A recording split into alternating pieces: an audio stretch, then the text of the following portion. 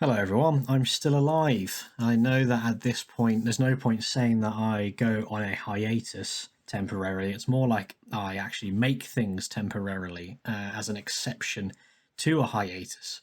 So I apologise that content is just extremely lacking, but I think if you've been here for any sort of period of time, you've probably come to expect it from me.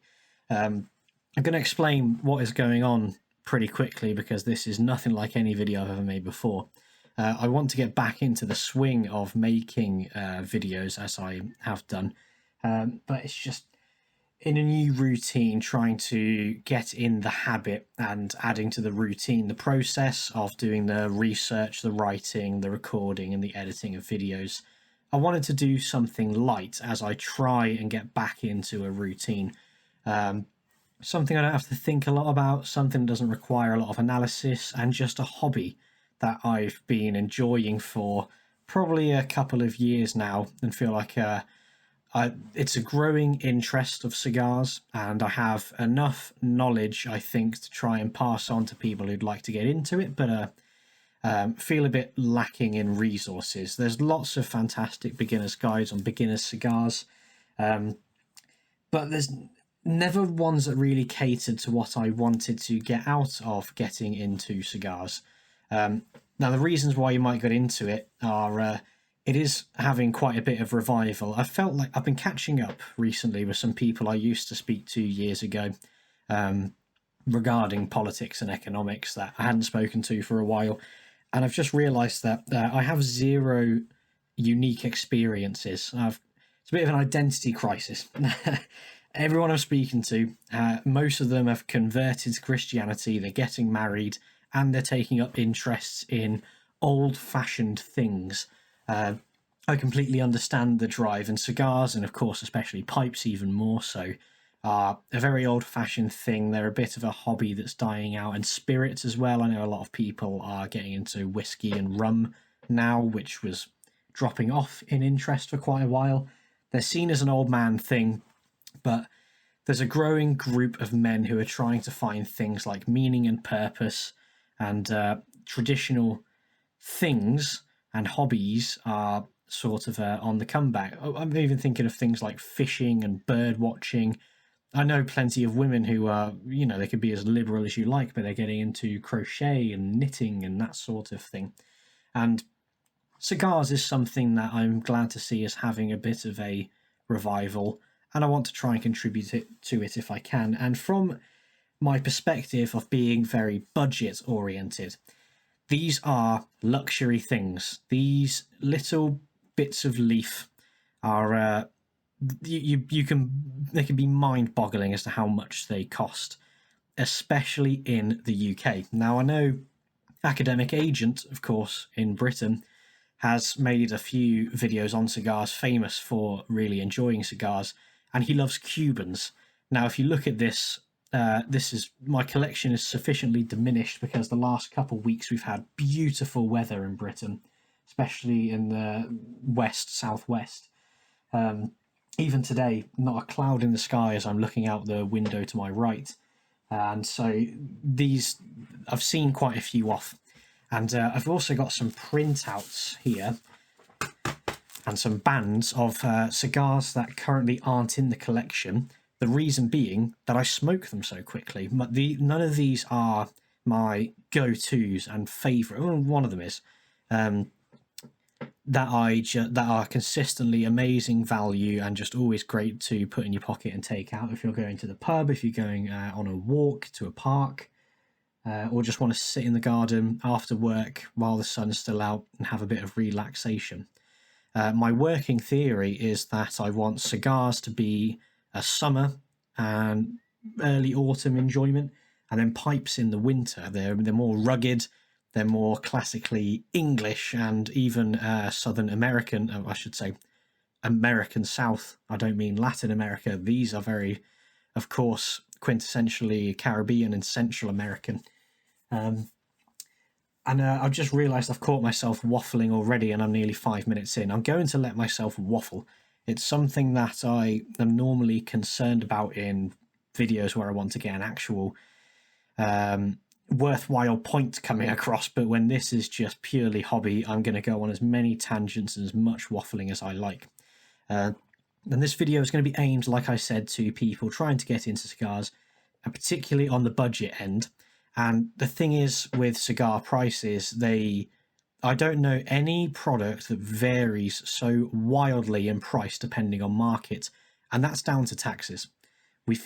We all know what we think of taxes around these parts and on this channel, and the UK has potentially the most insane stringent tobacco taxes in the world.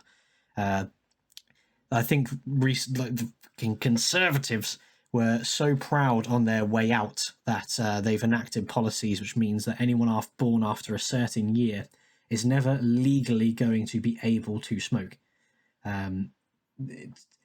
I think our import duty is something like £400 per kilo of cigar.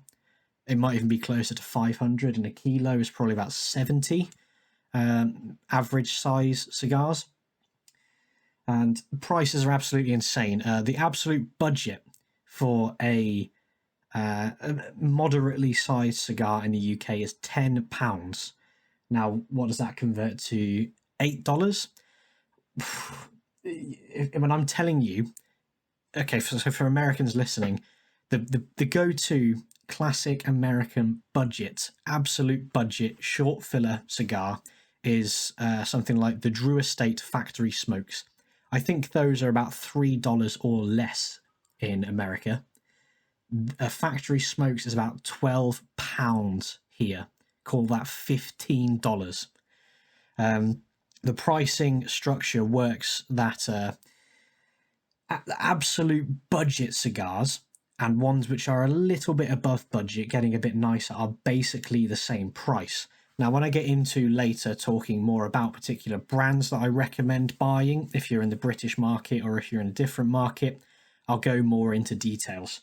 But suffice to say, the point I'm getting at there is in Britain, if you want to buy from retail stores, you don't want to be buying absolute bottom of the barrel brands, because you can pay a little bit more and get actual much better quality cigars for basically the same price. And I know as well, so I've got soft, supple, white collar hands. I'm going to get it out of the way as well. People are going to say, where are the calluses? I haven't had them for a little while now, and yes, I need to go back to the gym. I'm just getting ahead of all the comments because I know what you people are like. So the video structure is going to go from, first of all, talking about what you need to actually know about cigars themselves, and sort of accessories and storage, and then I'm going to talk about specific brands and budgets after that. So if you know nothing about cigars, you can get up to speed on just, the lingo, the terminology, what it is you're actually looking at, and then I'll go into specific recommendations. But I've said all of that to say, I can only, when I'm talking about price and availability, I can only talk from my own perspective, which is UK pricing, but also some ways to get around the incredibly stringent taxes, which are legal, perfectly legal. You don't need to worry about it. And yeah, we'll get into that as we go. And I also have a complete curveball to throw in at the end, because everything you're looking at here is a typical Caribbean style cigar, what you always think of with cigar. But there's another kind that I really love that most people have no idea about. It's very sort of thinking outside the box, and I'll bring that in at the end. So there's my setup. I specifically wanted to, when I tried getting into cigars, and after a few people had given me some to try, when I went out and bought my own, I wanted to find what's the absolute best value you can find. And that's why you don't see any Cubans here, but there are great value ways to go about Cubans. And remember I said, in this collection here, these are the ones I haven't smoked. There is a Cuban that I will consistently buy and smoke because it's fantastic value and most people don't really know about it. So let's go forward then. Cubans as well, I need to say, there's a reason why I only go for this, which I'll reveal later. You've got to stick around. like and subscribe, hit that bell button. You know, there's my YouTube a bit out of the way. Americans don't have to deal with Cubans. I say that as if it's a burden. Americans can't buy Cubans because of the embargo. And if you can buy Cubans, I don't think that's necessarily something you should just jump up and celebrate and go out and spend loads of money on, because Cuba is still a communist country. I don't know why people have completely forgotten about this, but there's no such thing as Cuban cigar companies. There are Cuban cigar brands which operate from different farms, different blends, different sizes and everything to make a wide range of cigars.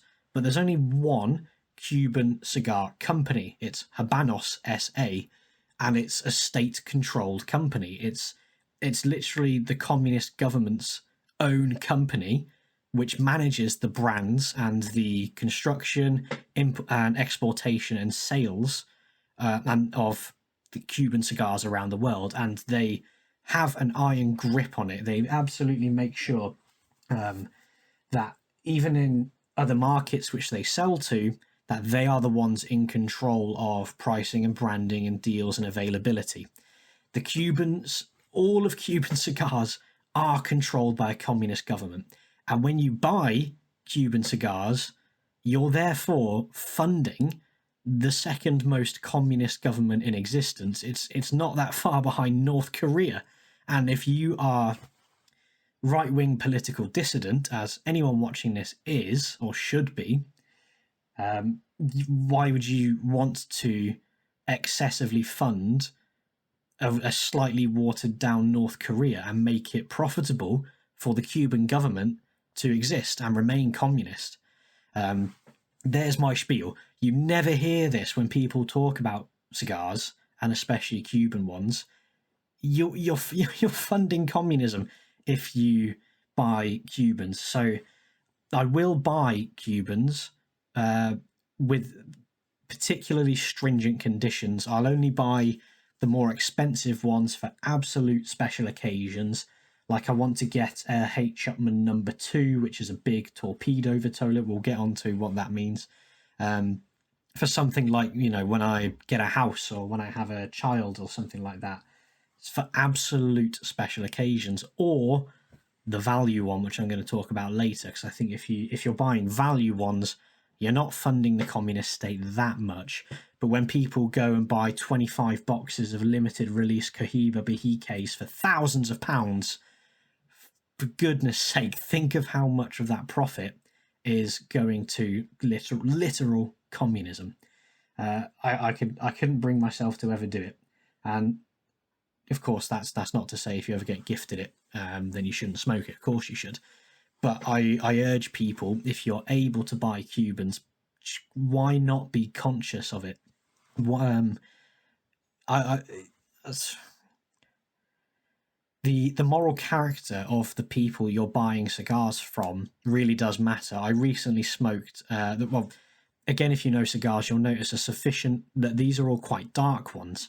There aren't really any Connecticut or shade cigars. There's a Vega Fina here, which is, but the majority of what I've got here are darker Maduro style cigars, and I'll talk about why.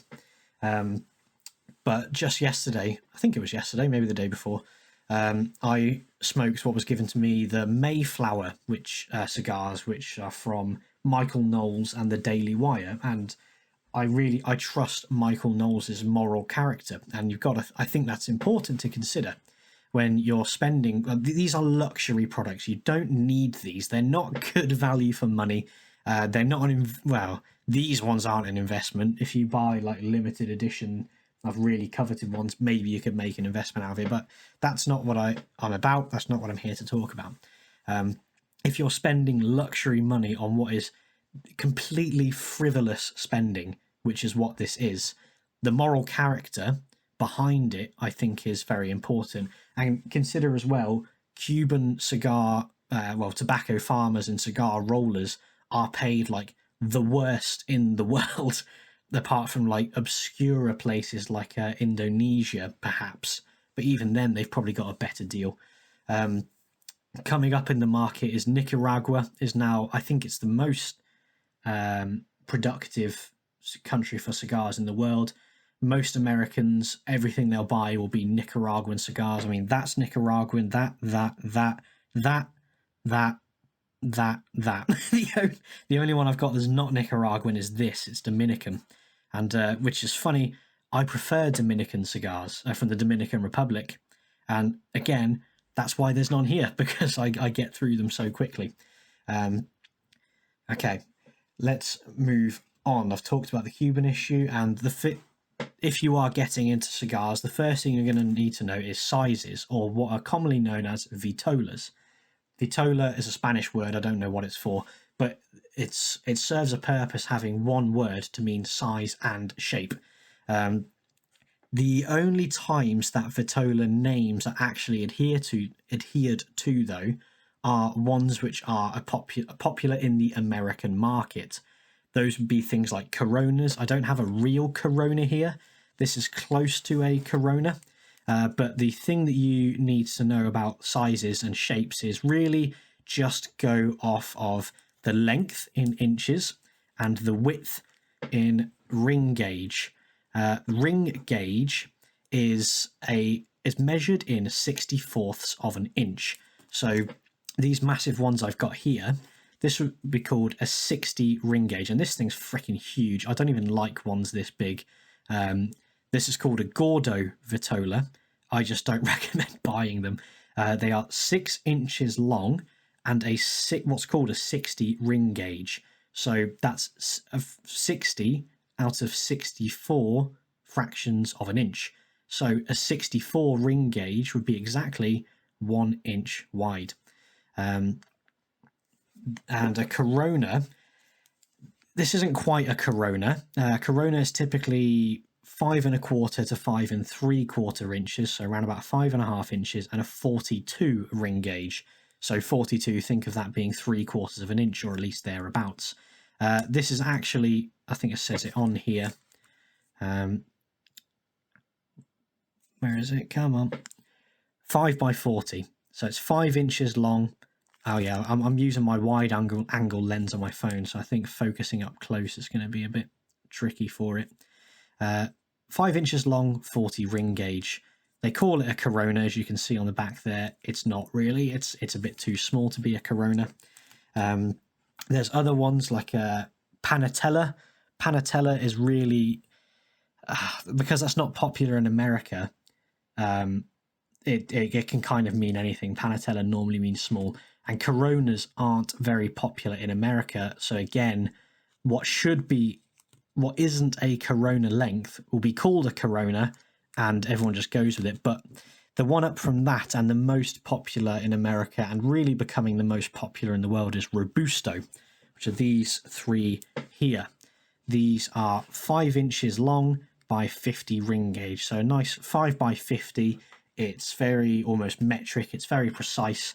And Robusto is my favourite sort of Vitola for a good sit down with a few drinks outside with some friends over conversation. I think you get the perfect length of time from a Robusto, in my opinion. But most people outside of America, it will be Corona as the standard. And Americans as well will call Robustos small. They say this is a small one. They call it a short smoke time. I like to get Robustos to stretch them to about an hour, but most people would have them in about 45 minutes. And that's considered small by a lot of American cigar aficionados, which is crazy. And they think a Corona is absolutely tiny. But that's just absurd. A lot of Americans love a Toro, which is 6 inches long by 50 ring gauge, so as wide as this, but with another inch added on.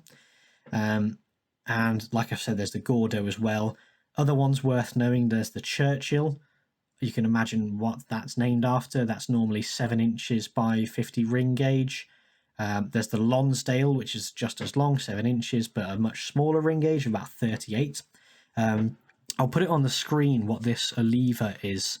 Can't remember what they call it, but I want to say it's about 4 inches by 40 ring gauge, so just as thick as this, maybe even thicker. It looks thicker, yeah, it's probably more like 42. by 4 inches. And really, I'm a proponent for cigars of around this size. Like I said, I love Robustos, and they are generally my favourite. But if I, like I said, this is for sitting outside with a few drinks, good conversation. If you're ever going to smoke on your own, don't feel emasculated by having a smaller one. You got to think, like 30 minutes to be sat there doing one thing and doing nothing but relaxation. And that's the point of this this whole thing. It's taste, it's relaxation, it's luxury, and all of that. 30 minutes is a pretty long time to be spent on doing something which is useless. Like, smoking cigars is completely unproductive and useless. It is lovely. Of course it is. I'm saying this as someone who likes it and enjoys it, but it's not gonna improve your standing in life. It's just one of these things which you need in life to take a moment, relax, do a bit of a ritual, enjoy a nice, pleasurable experience, and to feel like if you were to say, I only ever smoke Toros, I only have 90-minute smokes, I think there's nothing wrong with being that indulgent every now and again, but I do not think it has to be every day. Every day, if you do want to smoke every day, I probably smoke once every 2 weeks. Obviously more frequently now that I said that the weather is so particularly nice. Everyone's going out and sitting in pub gardens. They'll be there smoking cigarettes, so you can go along and take a cigar. And 30 to 45 minutes to smoke one thing, perfectly adequate amount of time. You don't need these massive ones. I regret buying these. So take that as my hot take, if you will. But those are the things you really need to know. Most places in the world, a Corona and a Robusto is the standard size. And we've gone over the length and the ring gauges that go into that. But especially with Cubans don't really adhere to this principle. Most of the time, just look at the length, look at the ring gauge, try a variety of things and see what you like. Don't just be told, you can't smoke anything smaller than a Robusto, which so many American outlets and magazines and like people on YouTube will tell you have to do. Rubbish. Do whatever you like. So what even is this thing? What is a cigar? Sorry, 1 second.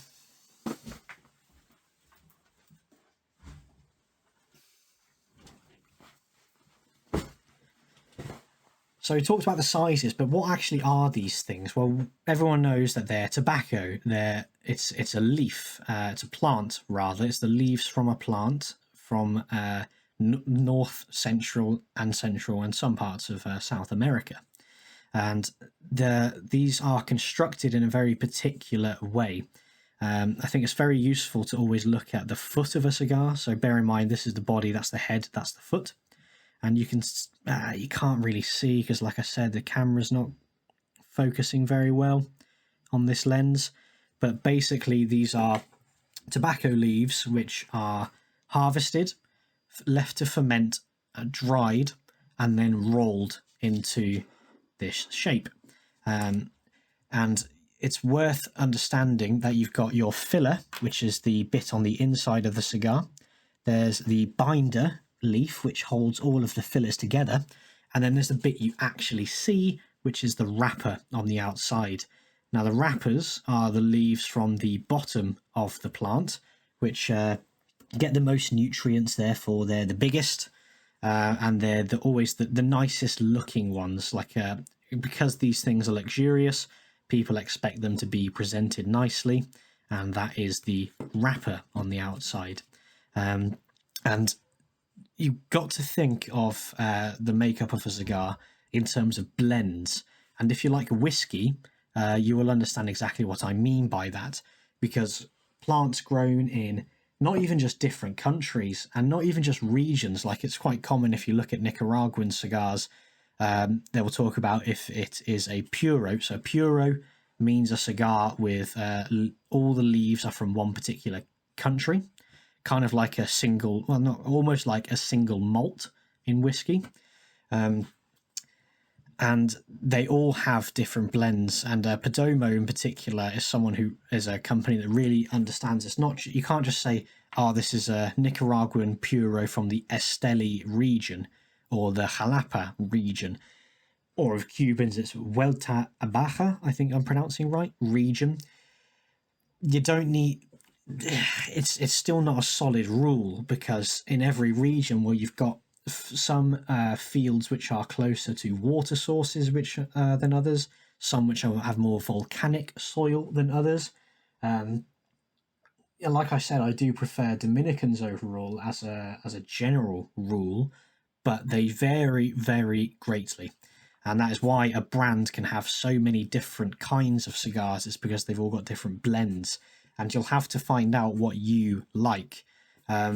The reason why I have mostly dark ones here, this is called a Maduro style.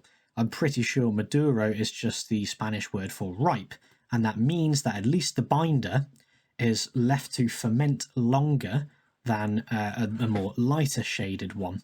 And what that normally means, if you get a good Maduro, it doesn't just mean it's stronger. Yes, generally, a darker cigar is stronger than a light one, but it's not just about strength. The reason I like Maduros is because being fermented longer, more sugars are brought out in the leaf, and it gives a creamier, sweeter note, particularly on this one. This is my absolute love, my constant go-to. I freaking love the Giuliani Dominican Corona Maduro. Amazing value, and it gets what a Maduro should be spot on.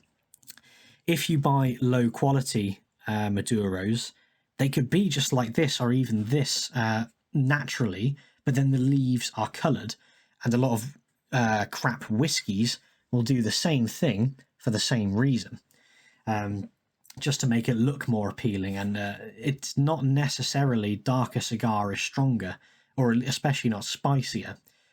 You can really get a lot of spice in cigars, but that would normally, the spiciest you'll find will be from a Corojo leaf, which is a particular kind of tobacco. And Corojo is rather pale, but it's the spiciest you can generally get. So yeah, that's why I have Maduro. You might look at this and think, oh, he's got such a dark lineup, because what's he compensating for? Does he think it's more masculine to be dark, strong, rich? No, not really. The Maduros that I like are more creamy and sweet. So keep that in consideration. There are a lot of things that there's a lot of exceptions to all of the categories. Like I said, there's so many exceptions to the Vitola categories, and there's also many exceptions to leaves and regions and countries and things of that nature. So that's the sort of lowdown on cigars and what they are, and the market, and the general outline silhouette of what cigars are.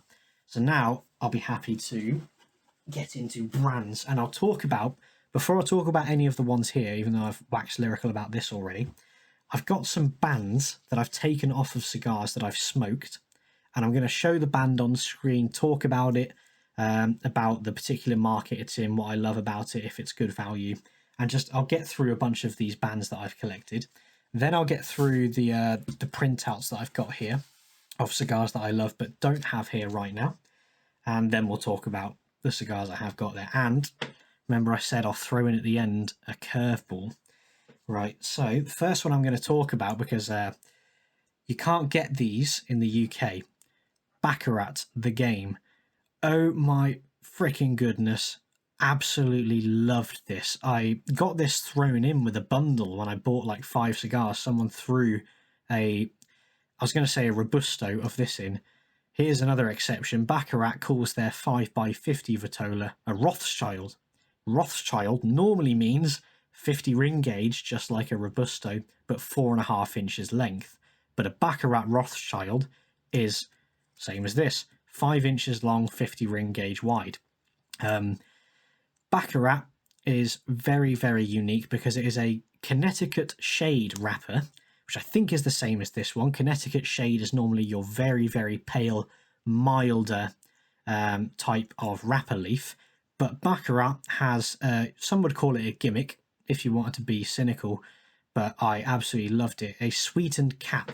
So, to go back to the construction, and again, this camera sadly isn't going to show it too well, but you see the head is closed off, the foot is generally open. You can get closed foot cigars, but I don't have any. And this is the bit you cut, but you can kind of see that bit there is a bit darker than that bit, because this is a cap. There's a circular bit of tobacco which is put on the top of the cigar, covers it, and it's glued on with I think it's called pectin. It's a glue basically made from sugar, so it's organic, natural, and tasteless. Baccarat sweetens their glue that they use. I think they call it Indian gum, so it's something that's still it's a naturally occurring gum, but it to me tasted like lemon. And what I found when I smoked this is I was having a beer. My wife had a limoncello, and I tried a bit of her limoncello. If you don't know what that is, it's an Italian lemon liqueur. It's absolutely gorgeous. So I had a limoncello, and then I smoked this, and I thought, what was that limoncello that you have just drunk? Because it's insane. I can still taste it. Every time I lick my lips, I can taste the limoncello. And I didn't realise I was tasting the sweetened cap of the Baccarat. It's like an oily lemon flavour, which was absolutely delicious. Something that I don't have here, and no one should ever recommend you buy if you want to get into cigars properly, is flavoured cigars, where they're chemically infused to taste like things like vanilla or honey or any sorts of random stuff like that, like the Drew Estate Acid series. Don't bother with that, because at that point you're not tasting any tobacco. You might as well just be vaping, in my opinion. But a sweetened cap is different. It's a natural, different way of just simply sealing off the cigar, and adds an amazing, lovely, natural citrus flavour. And I said you can't buy these in the UK. I don't even know if you can buy them anywhere in Europe, but they're amazing value in the US. So if you are an American, and you want to get into smoking cigars, if you want something very easy and you have a sweet tooth, amazing first recommendation. Baccarat is owned by the Davidoff Group. Davidoff is a very famous name in cigars. They also make Zino and AVO and a few other, like Davidoff is very expensive, but they have some very good, more budget-oriented brands. Baccarat is one of them. Before I go on, I'll just say about Davidoff. In the UK, don't buy them. Don't buy UK retail prices for Davidoff of any lineup in the Davidoff Group. Camacho as well is owned by Davidoff, and Camacho and Zino are meant to be proper budget, and fantastic, like amazing quality, amazing cigars, but they're meant to be cheap. Zinos in particular, and especially, gosh, AVOs, are not cheap at all, and then Davidoffs are just really expensive. Whatever they're doing to set pricing in the UK market is just insane. So if you wanted to buy things like Baccarat, AVO, Camacho, and Zino, which are all very popular brands of cigar, don't pay UK retail prices. Either buy them when you're abroad. Zinos you can find anywhere in Europe. They're very popular for very good prices, but not in the UK. So if I were to ever bulk buy and like order in from America or even Europe and pay import duties, it would be on Baccarat, because you just can't get them here, and they're such good value and so unique. So there's my first recommendation based on my bands. Next one, I don't need this band because it's actually come off another one of these, but Brick House, Nicaraguan from the J.C. Newman Company. Another one. Do not pay British retail prices for Brick House. They are meant to be very good, but on the budget end, and it certainly is very good. The construction is impeccable, and the flavour is very nice. The quality is fantastic, but you're paying luxury prices in Britain for what should be a budget cigar. Next, very similar, Quorum. A lot of people will recommend, if you want a good budget cigar, they'll say Quorum. if you're paying UK retail prices, do not ever, please don't ever buy a Quorum. They're fine. They're definitely budget cigars. Something I didn't mention in the construction, you need to know as well what a long filler or what a long filler cigar basically means. That the entire length of this cigar, like I said, there's fillers on the inside, that the filler is basically the entire length of the cigar itself, and then all of these long leaves are squashed up, rolled together to make one cigar, which is composed of multiple leaves about 5 inches long. There are a different kind. The more budget kind is they go by a few names, and I think the reason is to try and catch people out. They can be called short filler, Cuban sandwich, or sometimes bundle.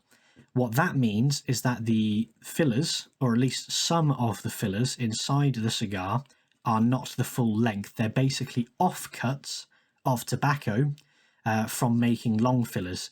Now, there's nothing wrong with having short filler cigars. They are a naturally occurring byproduct of making long filler cigars. It wouldn't make any sense just to throw out all of those clippings. But a short filler, Cuban sandwich, or bundle is comprised of at least some of these offcuts rather than being long fillers. That's Quorum. Quorum and the Drew Estate factory smokes I've already mentioned. UK prices are insane. For the same price as a Quorum, you can buy good long filler cigars for the exact same price. It's just the way that the market works here.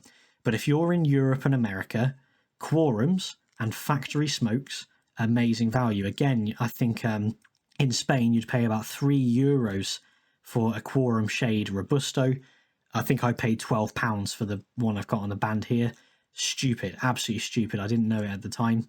And again, they're not wrong per se, but I remember when I smoked this, the wrapper leaf on the outside just basically exploded. It just had one massive split down the middle, came entirely off, and I was just left with the binder and the filler. So, unless you're going to be paying absolute budget prices, don't buy Quorum and don't buy factory smokes. Maybe bulk order them from America, or the EU. If you bulk ordered like 25 of these and paid the import tax, gosh, you'd probably be looking at about £5 or £6 a cigar, instead of literally double that if you were to buy this from a British retailer.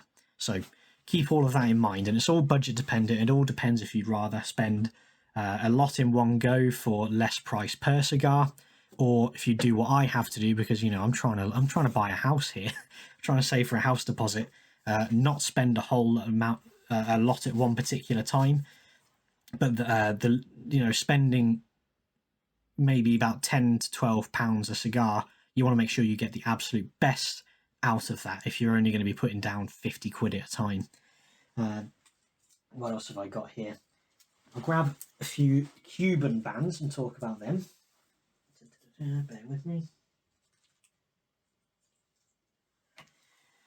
Okay, here are the I'm just going to move these up. Cuban bands that I've got. So this is the big boy, Cohiba. Basically, the most expensive cigars you can ever buy are Cohibas, but I've got a little secret about that I'm going to tell you. Monte Cristo. First ever Cuban I smoked, I think, was a Monte Cristo that a very good friend of mine gave to me at my wedding, and we smoked it on the night. Absolutely great, amazing cigars. Second up to that, H. Upmann, very famous, a lovely, bit more mild, creamy, fantastic quality cigar. And then Trinidad. This Trinidad I got off of a short, so basically a cigarillo, just because I wanted the band. And this Monte Cristo is also from a short, but I just wanted to have the bands I like to collect them to remember the occasion that they were smoked on. And I decided I want a Monte Cristo band to remember the one I had at my wedding, but I don't want to spend the price on a number 4 or whatever it was. So I just got a short for about £5. I also don't know if I can actually say particular prices on YouTube. I think retailers get in trouble if they do, but I'm not selling these, so hopefully I should be all right. But if I'm ever cut out when I'm going to be saying prices and just put in like an obvious voiceover, that'll be why. Now this Cohiba, like I said, they're insanely expensive, but this was not. I got this from a Cohiba wide short. It is, I think, 4 inches long as that, by a 38 ring gauge, so not particularly thin. Do you know how much it cost? About £7. £7 for a Cohiba. Wasn't great. It wasn't a proper luxury Cohiba like from the Siglo range, or God forbid, any of the higher ones. But you get the full Cohiba band. I mean, you can see the beautiful patterns on this and everything. And I've just got the band to show for it.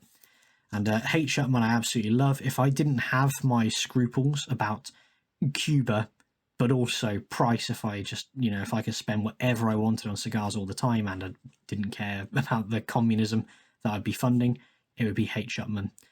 Get them all the time. And the Trinidad, I got this off a short, like I said, the Monte Cristo.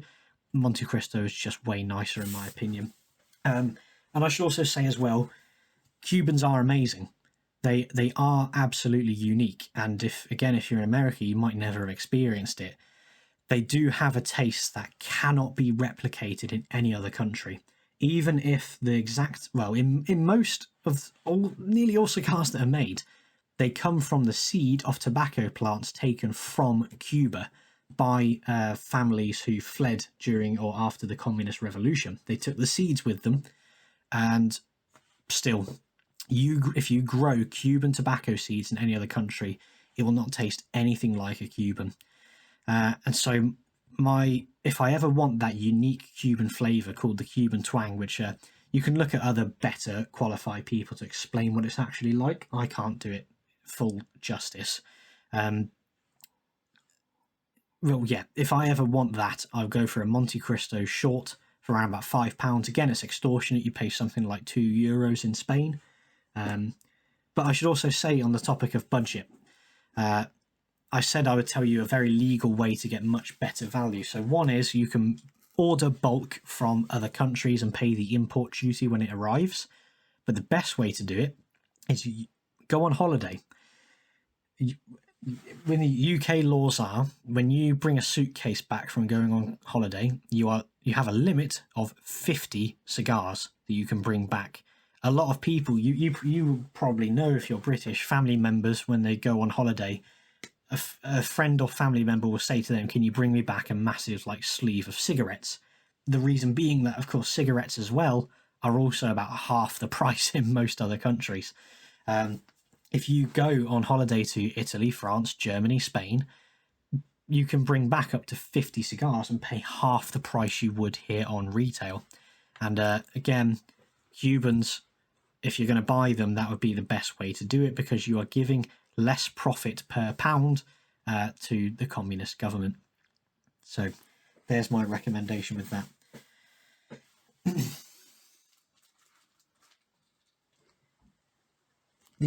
The last band I'm going to talk about is I have to talk about this one because I hear so many great things about Joya de Nicaragua. I think it's a huge, obviously, Nicaraguan cigar company.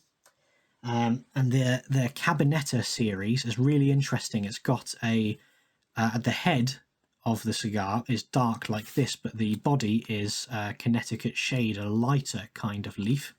Lots of people say they love it because it's nice and mild and creamy in that Connecticut shade, but has a good progression as the cigar goes along. And a lot of people will pay good money for a lot of development through the cigar. You normally get the first third of a cigar that you smoke is normally pretty nice, but a bit on the spicier side, while the ember is getting going, and you don't forget you're setting a plant on fire. The first third is normally a bit spicier, but not much. The second third is where you really get the beautiful flavors, and then the last third, you normally there's not much flavor left. You can start to get an acrid, acidic taste as the oils have been burning, and as you're sucking on this end, you're drawing these burnt oils up, and you're normally just left with burnt oil at the end, which can be quite acrid. Now, before I keep talking about the Joya, it's worth learning about a method called purging, which is a way of burning off those acrid oils. Sorry, just interrupted. Purging is a great way to burn off those acrid oils at the end. You can even just blow blow back through the cigar when you're on the last third, and you can push those burnt acrid oils back out. But the oil in the cigar leaf is the thing with the flavour. So if you pushing those burnt oils out gets rid of the bad flavour, but also leaves you with basically no flavour apart from just burning leaf. So the Hoya, I had nothing but acrid the entire time that I smoked it. And I might have had a bad example, but I had this in a Toro at the end of a night on a camping trip. Just horrible. I absolutely hated it. The whole thing just tasted acrid. Now, if anyone has had these and said absolutely not, they're supposed to be creamy, they're supposed to be sweet or this or that, then tell me. But I hated it.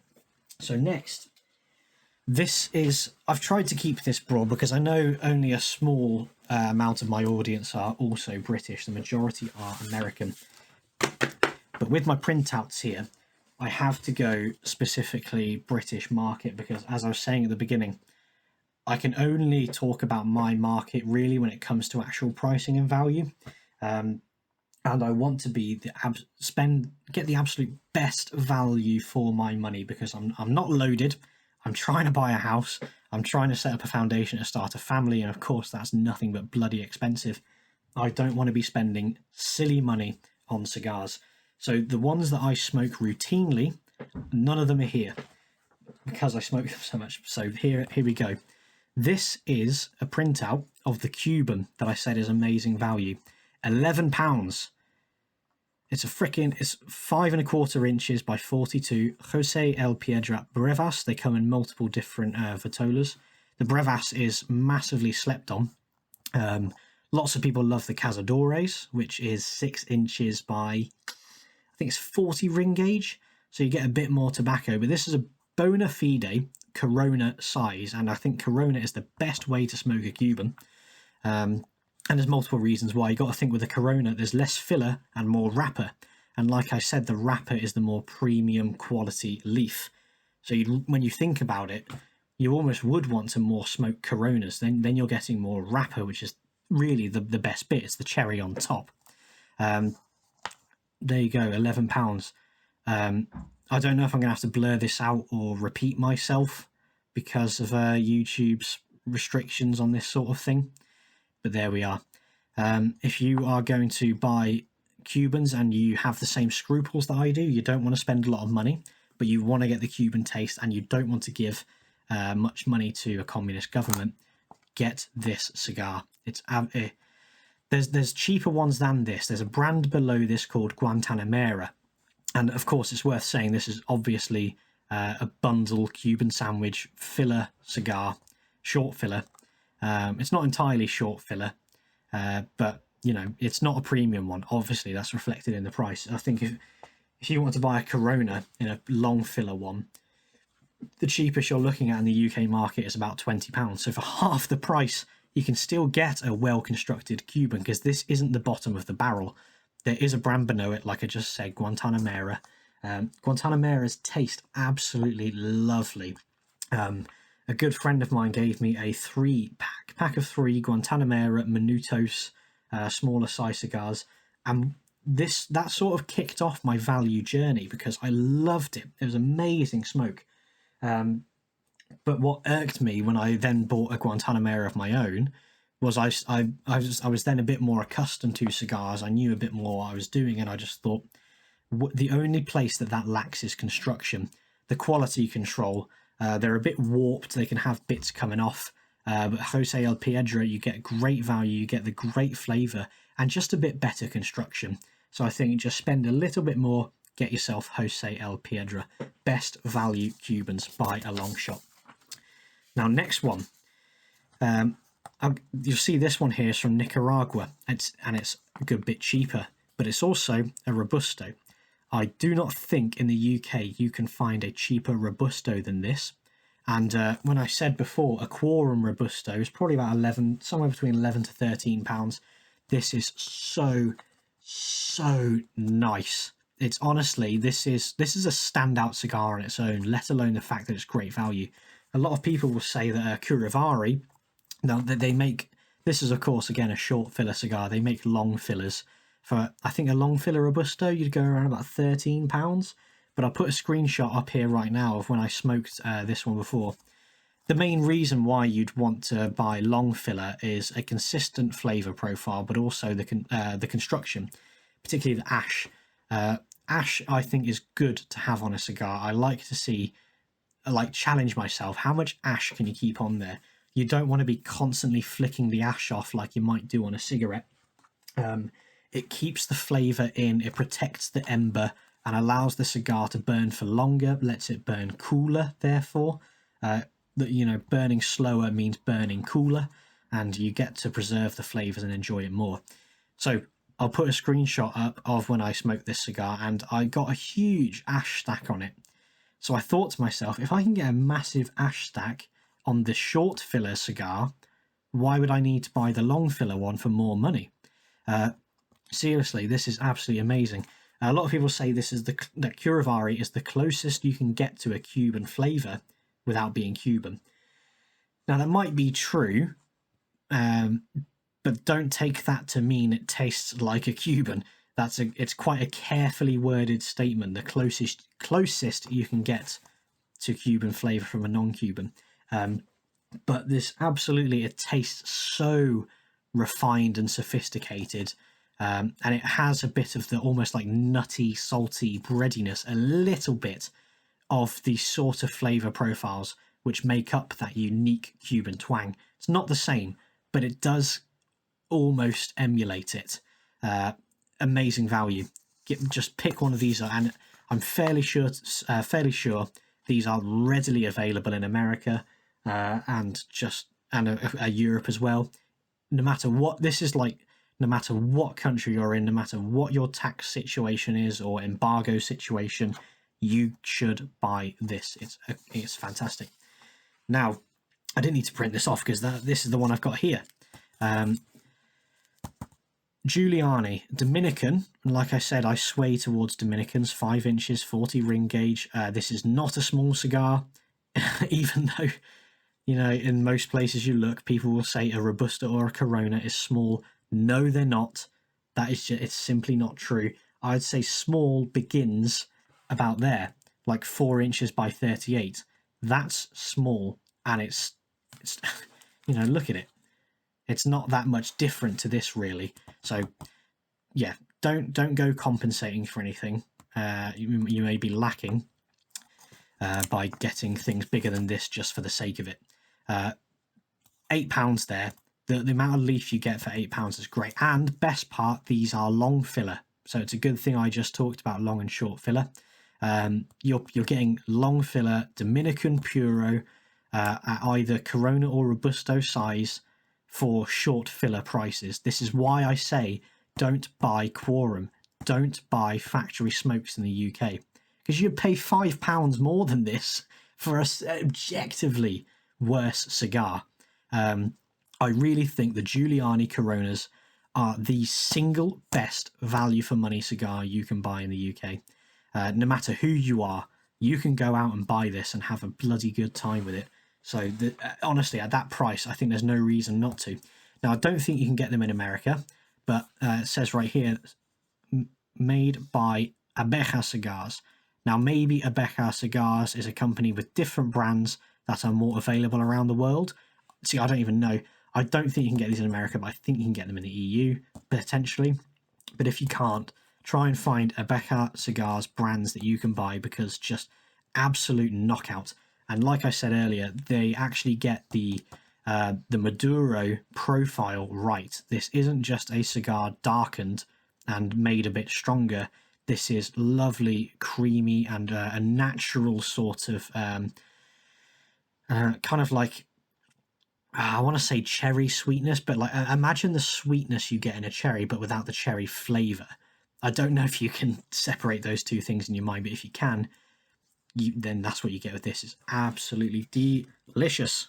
I can't recommend it anymore. And that is the cigar I would buy again and again and again and again. If I were to buy any cigar bulk at UK retail prices, it would be like a 10 or 25 of these in one go. But I don't buy bulk, so there we are. Next, Giuliani Blue Label. So this, again, you see the price there, it's even cheaper, but take a note here. The Blue Label is a more bog standard flavour profile of a cigar. Now, I'd recommend, I've got another Giuliani after this, you can see there. If you are paying UK retail prices and you want to get into cigars, but you don't know what sort of flavours you might like, buy the 3 small Giulianis. Get the Maduro Corona, the Corojo Corona, and the Blue Label Coronita. But just bear in mind the Coronita is a different Vitola. And just see what you like. I've got a Blue Label Robusto on the way, and I've not tried the Blue Label yet, so I'm really looking forward to that. But I've loved Giuliani so much that, yeah, I don't know. If you wanted to spend, gosh, what is it? It's like just over £20 to get both of the Coronas and the one Coronita. If you do that and you decide which one you like more, then you will know that's the perfect start to a cigar journey in the UK market, in my opinion. And to round it off with the Corojo, you might remember I said earlier, a Corojo is the typically most spiciest of wrappers. Now, a friend of mine bought this as his first cigar, although he was like a very, very long-term cigarette smoker and vapor. He quit that and got onto cigars, and at that point, man, I'm nearly an hour in. I've still got so much more to say. I'll get back to actually how these are different to cigarettes quite shortly.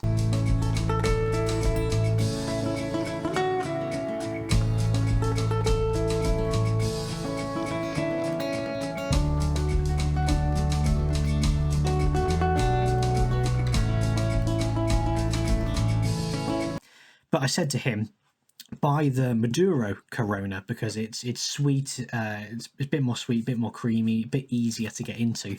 But no, I told him this is the spicy one. He went, yes, I want that. And it's worth remembering, spice in cigars is kind of like when people say spice in whiskey again. It's not like, your jalapeno spice or your like Indian curry kind of spice. They're more baking spices, which is the kind of terminology you hear in a whiskey when they describe something as spicy as well. Corojo's absolutely not for me. I don't like it, but I'm very glad that I bought this cheap one and I bought the cheap Maduro, and that Maduro is now my staple. It's just, if I could say that's my cigar, it would be the Giuliani Maduro. And I only know that because I compared it to the Corojo. So I'm glad I did it. But if you like spiciness, you like a bit of a kick in the teeth, then that's good for you. Now, this is the first curveball. You can see this from a different retailer. These prices, of course, the prices are only applicable at the time of recording. With every year, there's going to be inflation and the government's going to increase the taxes. These prices are always going to go up. I just need to put that out there. It's not going to be very long until this is entirely outdated. So just think of the rankings in terms of value proposal. But those are all prices from Smoke King. That is the main UK retailer I recommend. I think they've got one store in Leeds. So if you don't live in Yorkshire, buy them online. This is from the other retailer I recommend, Cigars, C.Gars. The reason I recommend those two, very good pricing, but especially on postage. So many retailers will absolutely rip you off on postage by charging like £5. Again, remember this price is subject to change. From Cigars and Smoke King, you can get postage for under £2. Less than £2 postage. How other people can charge you £5 and just like, well, I always love to just say, right, I want to buy this cigar, this cigar, this cigar, and then there's postage, and divide it by however many I've just ordered and say, right, what's the price per cigar that I'm paying? Other retailers, you put the postage on there and you think, for fuck's sake, I could have bought another cigar for the price of postage, but not with these two retailers. Now, Cigars is an interesting sort of retailer. They've got a few of their own house brands, and Inca is one of them. And these, actually, one second. Again, I didn't necessarily need to print this off because I got a box here. This is the only one have I just ruined it? I might have ruined the box here. I bought 2 boxes of these, or like, these packs of 4 for my stag do before my wedding. I gave them out to the men that I was with. And you can see the value here. 4 7/8 inches, we'll call it 5. A lot of Cubans will do the same thing where they it's normally they are actually spot on 5 inches long, but I don't know if they just want to play it safe and quote something smaller, so when you get it, you think you're actually getting more than what you paid for. By 44, so 5 inches by 44. They call it a half Corona. No way is that half a Corona. That's a amazing amount of tobacco for what you're getting for just that amount per stick. And it's even less when you buy these packs. So my suggestion to anyone trying to get into cigars in the UK market, buy a pack of 4 of these. And I think I might have already said it's a curveball because they're Peruvian. Really, really new country to be putting out cigars. But like I said, it's not always down to country and it's not always down to region, because what you'd get with this, and you again, if you're like, I love my Dominicans, I love my Cubans, I love my Nicaraguans, and you're sort of set on that, you'd turn your nose up at a Peruvian one. But the construction on this is great. I don't know if they're rolled in Peru or if they're rolled somewhere more experienced at a factory in like Nicaragua, but the quality of the actual leaf in this, the Peruvian leaf in this cigar, they're aged superbly well. So you get a lot of that creaminess from these cigars that you do from the Maduro, like I said. And yeah, if you're ever if you want a cheap, amazing quality, and again, you're not buying like, a tiny little cigarette sized stick. It's a chunky, good bit of cigar for that price. Again, this comes so close to the Giuliani's and being just the best value you can get in the UK. So if you wanted to spend, I don't know, £50 getting into cigars, I'd recommend you buy one of all the Giuliani's and buy one of these. If you want to spend £100, maybe throw in a one or two of another brands there, but do the same and get the 4-pack of these. Just exceptional. So those are all the bands and all the printouts I had of the cigars that I don't have here. I don't have much to say about any of these, I'll be entirely honest, because most of them I'm saving for particular occasions. Now, the Oliva Serie V Melanio, Oliva, another one that it's a bit too pricey for what you get in the UK, but extremely popular around the world. And the Melanio here is considered to be like the cream of the crop, and this is the smallest size it comes in. And I will save this for a day when, let's say I'm a last minute going out to the pub with a friend of mine who, like, with someone else who loves cigars and would really appreciate being able to taste a bit of this. That's what I'll take along. Next time I need a Robusto, just a bog standard Robusto anyway, I'm going to take this Plasencia Reserva. Plasencia, again, a massively popular Nicaraguan brand, but just not my daily go-to smoker. These are just, all of the ones I've got here are sort of like backups, and these as well. These are like backups when I need something to smoke and I'm just grabbing it on the way out of the door. So I can't comment on this. I've not smoked this before. I have smoked a Vega Fina before. I think these are the most popular brand in Europe. If you go to France or Germany or Spain, you'll find these absolutely everywhere. They are lovely. Again, UK prices, for goodness sake, don't pay them. These are absurdly priced in the UK for what they are. They're meant to be budget, so don't pay UK retail prices. But when you get your hands on them, oh, delicious. You can see they're a lot more pale than the other ones I've got here, and I think they're a Connecticut shade wrapper leaf.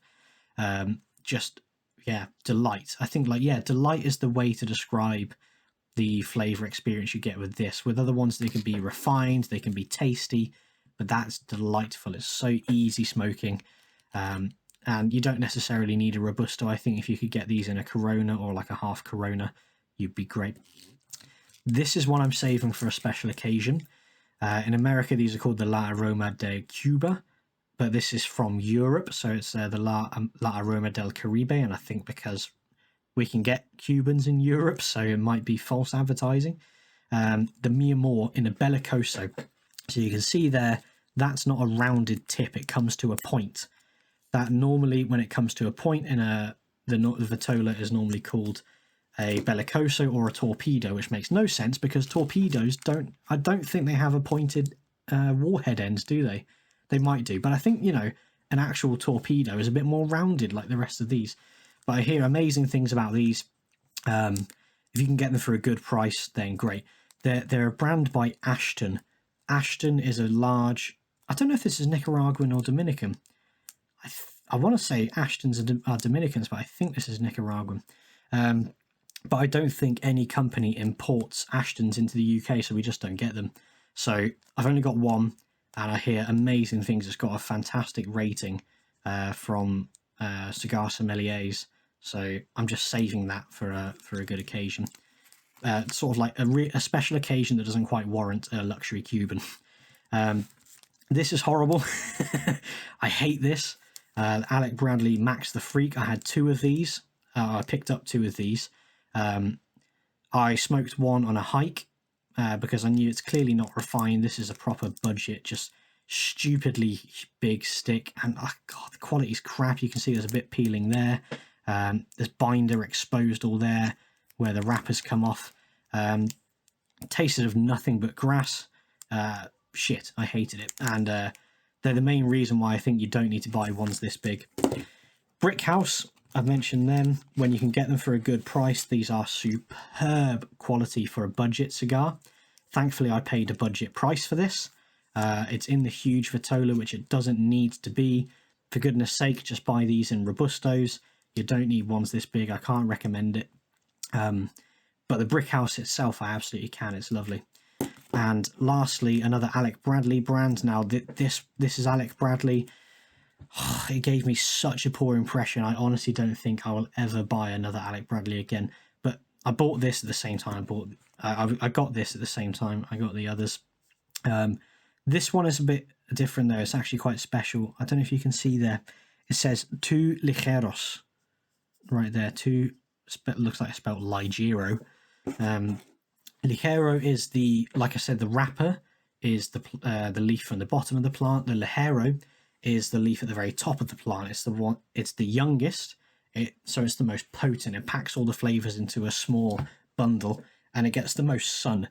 So a ligero is typically your spicier part, and the more full-bodied part of the leaf.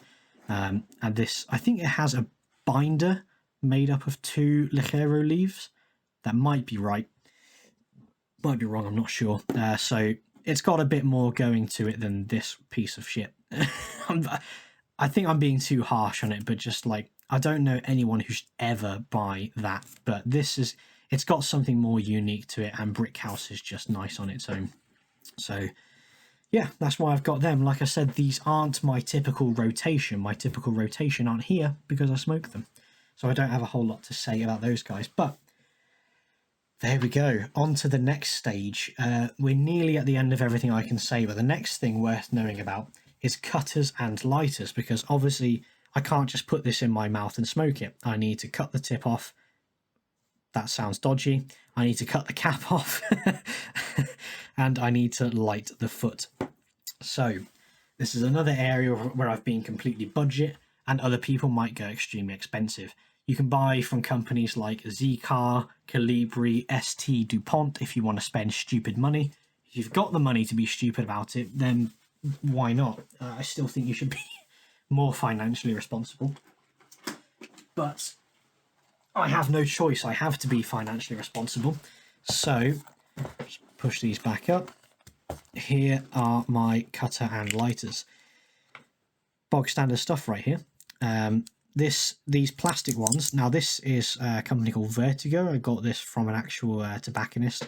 Got this thing off Amazon, mostly just because it looks a bit nicer. You can tell I've been cleaning it, and so there's like specks of stuff on it. This is a fantastically smooth action right here. So a lot of people will knock plastic cigars, but the blade is metal. You know, the bit that's actually doing the work. So I don't think you need to be too fussy about it. They're great. This is a little thing I got off Amazon, mostly because I've got a friend who never ever has a bloody cutter on him, and I always need to give him mine. So I'm going to pass this on to him, and I just got this to replace it. You can sat here, it's a lot more rough, but it cuts. So, you know, it does the job. But my favourite, I've been converted recently to a vegan. Oh, excuse me. A V cutter. Now, there are friends of mine, American friends of mine, that I've known through Discord and such, that will know I made myself a bit infamous for whenever someone mentioned V cutting, I'd make a bit of a joke because, come on, these are phallic things, like, not to get too Freudian, but they're cylinders that typically come at a length between 5 to 6 inches, which, let's not forget, that's enormous, and you suck on them. So when you get a V cut, and well, what do you know? It sounds like, just like it says, you can see it's got a V shape in there. It cuts a V that you then smoke from. Well, you're only enhancing the sort of a unfortunately phallic nature of these things. But I've come around. V cut is my go-to way of cutting it now. I think because every time I do a straight cut, either a bit of the cap starts to peel off, or there's bits of loose tobacco which are left from the cut on the end, and I get little, tiny little tobacco flakes, kind of like I've just wiped off here, in my mouth, and I don't appreciate it. But V-cut never have this problem. And this is a very cheap V-cutter. It came in a bundle from Amazon with this lighter that I've got right here. I've got a nicer V-cutter on the way because you can go cheap with straight cuts and get away with it. V-cutters, that's where you probably should spend a little bit nicer, or else you could end up mangling the head of the cigar. But this works for now, and I've got a nicer one on the way. And like I said, it came in a bundle with this lighter. Lighting is its own art form. You need, before you light a cigar, please watch a video, because I'm not going to light any of these right now. Oh, hang on.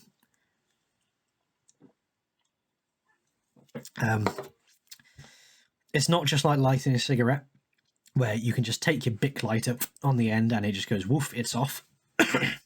You need to make sure when you light that you toast the entire... Excuse me.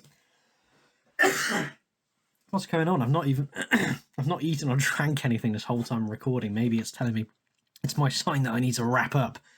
You need to make sure you are toasting and lighting the entirety of the whole foot of the cigar. A lot of people will put it in their mouth as they go to light it, like this.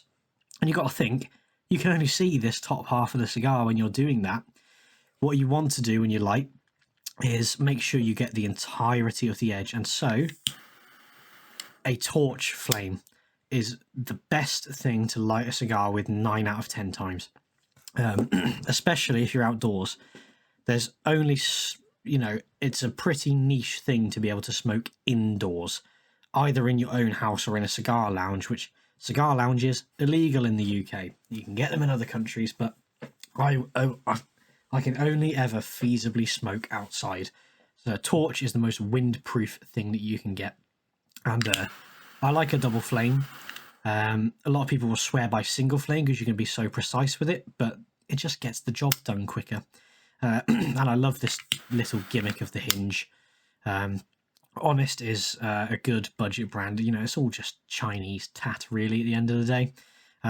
But also on this lighter is the last method of cutting I should mention, which is a punch.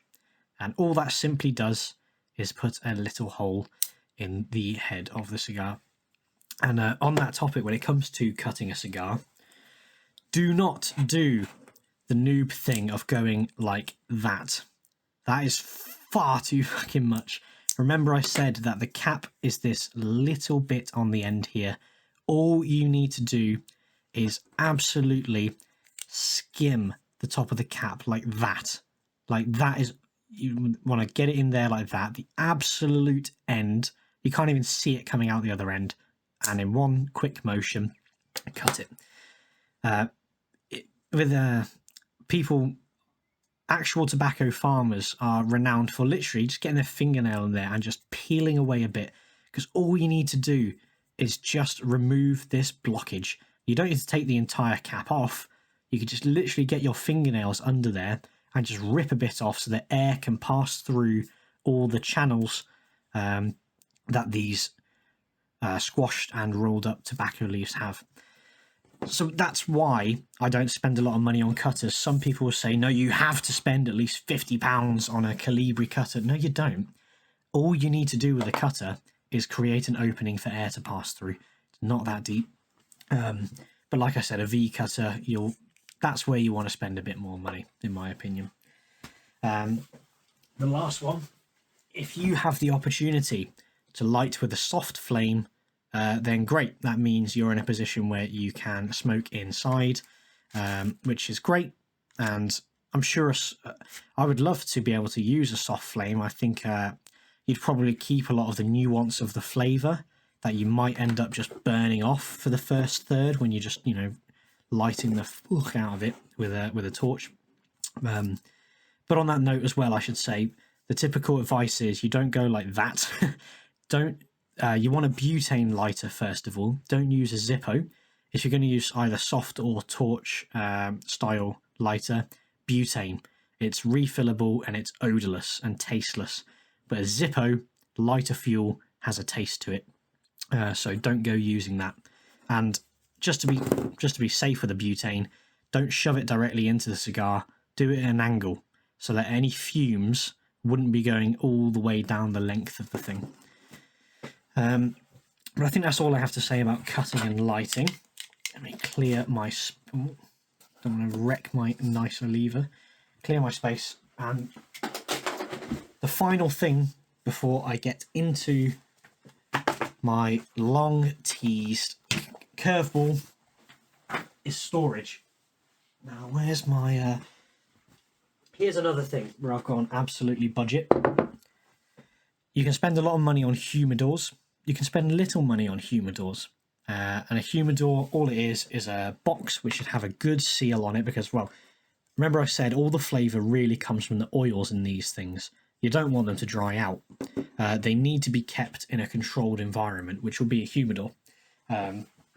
Some people say you should control the temperature. I think that's caring too much, to be honest. You need to control the humidity. And you can do that with packets. These things here, got two different brands. Boveda is the most famous one. There's Integra Boost, which is why I buy, because it's a bit cheaper and it still works. These are chemical solution packets of mostly water, which just either absorb moisture or release moisture into the environment. And you just want things like Bovedas in a humidor, which is a sealed box. Ideally, a humidor should be coated on the inside with cedar wood, because cedar holds moisture very well. But the most important thing is to make sure you have a humidor with a good seal. Now, I bought a wooden humidor quite recently with some Amazon vouchers I was gifted, and it was shit. It wasn't holding humidity at all. Thankfully, I figured this out before I put the cigars in there. It was crap.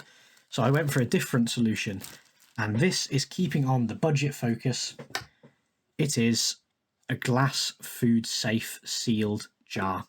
I've got a little hygrometer there just to measure the humidity, and you can tell it needs calibrating because it's not reading that number, which it should. All I do with these cigars, put them in here, and I balance that little hydrometer there sideways so I can read it when I put this on the top of my bookshelf. And it's glass on the bottom, food safe plastic here with a seal. This is a humidor. And as long as the reason I love Integra Boost, everyone goes for Boveda, but Integra give you this little plastic sheet where that little pink tinge there turns blue when it needs replacing.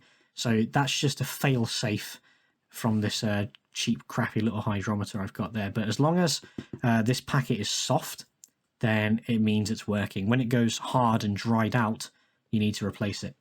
So by all means buy a humidor if you like. Budget dependent, but like this was literally £5 from B&M Bargains. So, and it works way better than the humidor I paid like £30 on Amazon for. So keep that in mind. I would not skimp out on a humidor. if you're going to get an actual wood one, which isn't, you know, like clamped down, sealed like this this tub is, then yeah, go for the tub or spend more money on a humidor. But I think that is just about it. We've gone over why you might like to smoke a cigar, what they are, what they're made of, the backgrounds of them, the brands that I recommend, either ones that I've smoked, ones that I am going to order again, and the ones I've got here.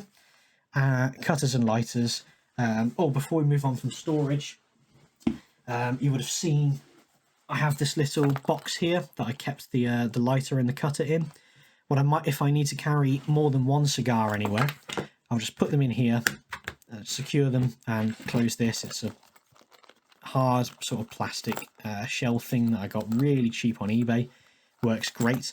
I would just say, don't, if you somehow can find this particular one, don't try and put cigars and your lighter and cutter in there. Your lighter and cutter will just crush your cigar once it's closed and zipped up, but you can fit 2 or 3 in there absolutely easily on their own and just keep your lighter and cutter separate. Or when I've got one, this is another one I got from Amazon. It's just started to peel on the logo there, but Germanus is a good company. They make some good cigar accessories like cutters and humidors. This has got a nice party trick I like. Makes a popping sound. But what that tells you is that this is airtight. So whatever humidity the cigar is at when you put it in here, and you have to whack it down because the air pressure is trying to escape, it's going to stay at that humidity for a good long time. So I can put a cigar in this, chuck it in a coat pocket with my lighter and cutter, and when I go down to the pub or something, that absolutely does the job. So there we go, storage out of the way. What's the curveball? What are we going to do? I'll just get this down from my bookshelf. So, like I said, these are Caribbean cigars you're looking at right now. But what if there was a whole different way of doing things? The Italians have come up with their own way of making cigars. Here we go. Here we go. Stay with me. Oh, and on the topic of storage, always keep... Oh, this is a this is a shitty cigarillo I wrapped in cling film I was meant to throw in the bin. It's crap. Ignore that. On the topic of storage, I recommend keeping your cigars in cellophane like these are in. So these are Italian cigars from the company Toscano. A few other companies do them, but these are unique little things. I've got... okay, so like I said, all the flavour in these is in the oil, and you have to keep them moist. But these cigars are dried. They are dried over a wood fire. So, just opening this right now, the whole desk now smells of a lovely wood fire. So these are super, super rough and ready. These are the sorts of cigars that Clint Eastwood smokes in the Dollars trilogy. The thin cigars that he, the man with no name, smokes. These are cowboy cigars. The Vitola is called a cheroot, which is the cowboy Vitola, not necessarily always with these wood dry ones, but make sure you spend absolutely nothing on these cigars, because like I say, they're super rough and ready. They're not refined at all. They're not even made with a binder leaf. These are just fillers wrapped in a wrapper, and all of it is completely bone dry, and the flavour is just from the leaf and the wood smoke that it's been cured with. But what that means, because they're completely dry, you can cut them in half, and like there's nothing wrong with it. This is a perfectly acceptable way to get your straight cutter, cut this in half, or even I think what a lot of Italians like to do is cut at the line, so you get one slightly shorter end, one slightly longer end, just depending on what you want, or smoke the whole damn thing whole. It's entirely up to you. So you can tell this is all written in Italian as well, most of it. Got this from a holiday in Italy, at the duty free in Rome airport on the way back. There was 18 of them, under 40 euros. And then when you think, well, I always cut these in half when I want just a small potent smoke, especially on a walk, because like there's nothing worse than going out on a walk, wind picks up and blows these cigars out, and you've got to do the whole faff of lighting again without burning it. Nah, not with these. If this goes out, you just light it again and you get the exact same thing. And yeah, I like a small one because you're on a walk. You want to be focused on the walking. You want to be breathing when you're going uphill rather than pausing your breath to smoke. So think about that. You can less than 40 euros, and I got 18 of these, cut them in half, 36 smokes for about 36 euros, €1 per smoke. Absolutely amazing. Now I know the most popular blend by Toscana is the Garibaldi. It's not in here, but the Garibaldi is very similar to the Antico on the left there, which is the more mild one. And I'm pretty sure in America you can get the Garibaldi, a pack of 5 for like $20. So again, if that's 10 smokes, $2 per smoke. You know, they're great value. I'm just so sad that they're so hard to find in Britain. But honestly, once I've run out of all of these, I might just buy a few packs from America, pay the postage and the import just to fill this little decorative box back up. But few people know about these. That they're made from Kentucky tobacco, so not even a Caribbean kind of leaf. And I'm pretty sure Toscanos are made of half of Kentucky leaves from Kentucky, half Kentucky leaves grown in Italy. And they make a point of saying if you draw like a straight line on the, I don't know if it's the latitude or the longitude of a globe of Italy, you'll land right about Kentucky. It's a great environment for growing tobacco, but few people know about it.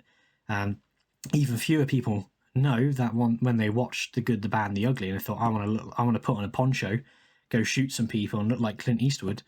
You'd want to smoke one of these as well. So there's my curveball. Like I've said, when you're going on holiday, if you love cigars, you're going on holiday in the States or Europe, make the most of it and pick up cigars on your holiday. And that's what I did with these. I tried to find Cubans, but I was in Italy in the off season, so there wasn't many tourists around, and I think that might have meant that I just couldn't find Cubans anywhere. And I just, on the way out in the airport, just about to leave, I thought, no, I have to get some sort of cigars. I've got no clue what this is, but I'm just going to buy them. And after I bought them, did all the research, picked them up and absolutely love it. And then, yeah, once I've gotten through these, I'll have to find a way of topping up. Maybe I have to go back to Italy. Not that I would complain. There we go. That is everything I wanted to say, and we've come up to just about an hour and a half. There are certainly things that I'm going to regret not saying, but here you go. Here's just about an hour and a half of footage as I try and get back into the routine of making other videos. If you've stuck around this whole time and you like cigars, then more power to you. I hope I've helped if you want to start on a cigar journey, or even if you are a seasoned cigar smoker and you've never heard of these, you might have taken something from this if you stuck to the end. So I think that is just about everything. Keep an eye out. Hopefully I'll get around to making some more videos soon. And as always, you all know, take it easy.